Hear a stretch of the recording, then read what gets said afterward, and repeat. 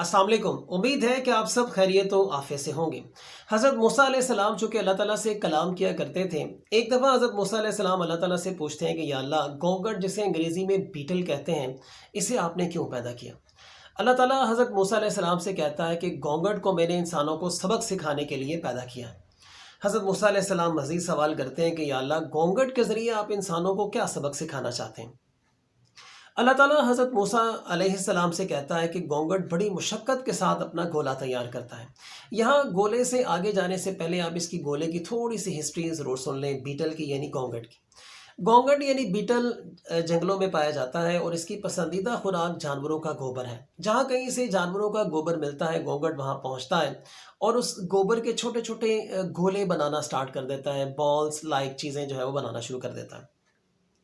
और फिर उस गोले को ये लुढ़काता हुआ ये अपनी गार के पास लेकर आता है।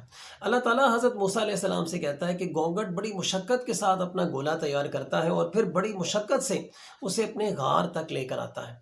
और इसकी पसंदीदा खुराक भी आप देख लें, इंतहाई गंदी सी चीज़ है जिसे हम देखना भी पसंद नहीं करते, जबकि वो घोंघट की खुराक है। अब जब ये उस घोले को अपनी गार के करीब लेकर आता है, तो चूंकि उसका साइज़ बड़ा होता है, ये उसे अंदर तो लेकर नहीं जा सकता, ये खुद अंदर चला जाता है, जबकि उसका गोला बाहर रह जाता है। अल्लाह ताला हज़रत मूसा अलैहिस्सलाम से कहता है कि इंसान की मिसाल भी कुछ ऐसी ही है।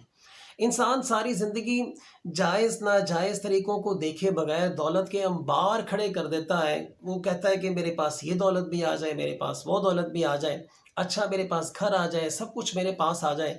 वो दौलत के अंबार लगाता है और फिर होता ये है कि इंसान घोंघट की तरह कब्र में चला जाता है और उसका सारा माल उसके पीछे रह जाता है। दोस्तों, इस मुख्तसर सी छोटी सी गुफ्तगू में हमारे लिए समझने वाली बात यह है कि अगर हम पैसा कमाएं या पैसा कमाने की मशीन बनने की कोशिश करें या पैसा कमाने की रेस में जाएं हम, तो हमें उस रेस में दाखिल होने से पहले कम से कम ये देख लेना चाहिए कि मैं जिस तरीके से पैसा कमाने की कोशिश कर रहा हूँ, क्या वो जायज़ तरीका है या नाजायज़ तरीका है। दोस्तों, आज हम इंसान जो मेजॉरिटी हमारे आसपास के लोग हैं, वो ये भूल चुके हैं कि हमने जायज़ तरीके से पैसा कमाना है या नाजायज़ तरीके से पैसा कमाना है। उनके लिए पैसा सबसे ज़्यादा इम्पॉर्टेंट चीज़ बन चुकी है। उसके लिए चाहे उन्हें किसी भी किस्म का तरीका इख्तियार करना पड़ता है, वो उसे कर छोड़ते हैं, बस पैसा आना चाहिए। लेकिन दोस्तों, हमें करना ये चाहिए कि हमें घोंघट नहीं बनना चाहिए, क्योंकि देखिए घोंघट की पसंदीदा खुराक बहुत गंदी है। और बिल्कुल इसी तरह याद रखिएगा, इस दुनिया के मिसाल भी अल्लाह के सामने इंतहाई गलीज़ और गंदी चीज़ है। एक दफ़ा हज़ूर सल्लल्लाहु अलैहि वसल्लम कहीं पे तशरीफ़ लेकर जा रहे थे और एक जानवर मरा पड़ा हुआ था। तो हज़ूर सल्लल्लाहु अलैहि वसल्लम सहाबाए किराम को मुखातिब करके कहते हैं कि अल्लाह के नज़दीक इस दुनिया की वैल्यू इस मरे हुए जानवर से भी ज़्यादा नहीं है। सो दोस्तों, हमें इस दुनिया को, जो कि अल्लाह के नज़दीक इंतहाई गलीज़ और गंदी है, हमें इसे इकट्ठा करने में ख़ुद को वेस्ट नहीं करना चाहिए, क्योंकि ये सब कुछ हमने यहीं पर छोड़कर आखिरत में चले जाना है।